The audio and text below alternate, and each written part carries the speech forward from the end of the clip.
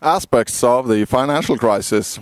I'm Hans Lysklimt. Today is October 11, 2008. A few contrarian economists, myself included, have been predicting this financial crisis for some time. And we've been using, most of us, Austrian economics as a tool to analyze what's been going on. And Austrian economics tells us that if you have a government that is expanding the money supply in the economy, that's very easy to monitor and to see, then you will have a boom, and we've seen that. You will have low interest rates, and we've seen that too, because the supply of money is higher than the demand for money and driving interest rates down. And of course, the Federal Reserve with Alan Greenspan brought interest rates down to 1%. Which is really, I mean, think about it. Interest rates at 1%. Who will lend out their money at 1% interest? Nobody will lend out their money at 1% interest. Only the government can do that because they can print new money. This money that's being rented out at 1% is really nobody's money. Nobody's holding this money and sleeping in their bed at night thinking, oh great, I have my savings, and thinking that, I'm earning 1% interest. Wow, that's amazing, that's wonderful. Nobody would do that. It's because the government can print money out of thin air and rent it out at any price they like. So they're increasing the supply of money in the economy, and people are grabbing onto that. Oh, hey, it's free money, it costs almost nothing to rent and to loan this money in interest rates. So what do people do with the money?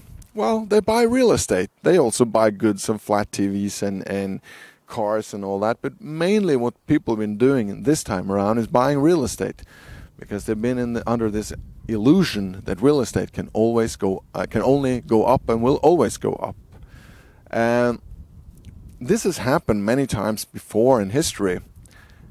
And as an economist, you can analyze that history and see very clear patterns of what's been happening before and what's happened now and how it's going to end. So it was easy to see that the federal government and the Federal Reserve was increasing the money supply tremendously. And it was therefore easy to see that when this ends, it's going to be a crash.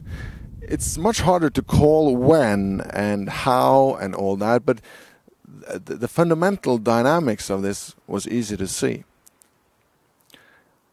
And you have to see also that once this chain of events of easy money pumping into the economy, more and more buying of real estate, pumping up of the values of real estate, once this turns around, it's not easy to just have this curve that's been going up for a long time, and then it starts going down. It's not easy to just do some magic and have it go up again.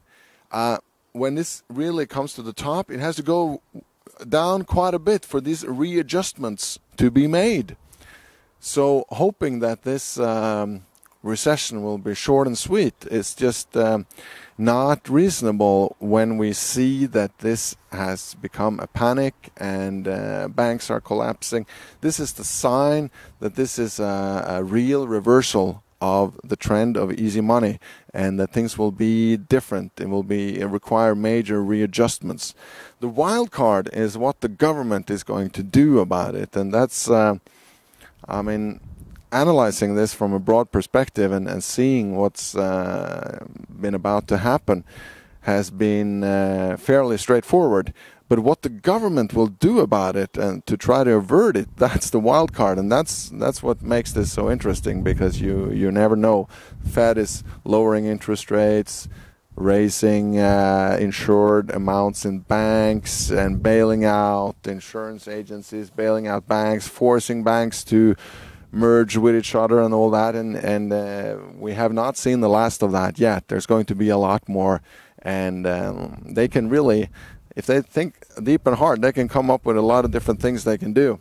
I've been writing a memo during the last few days about what can we expect, what more can they do, and we have to remember that they can print money and start buying shares outright.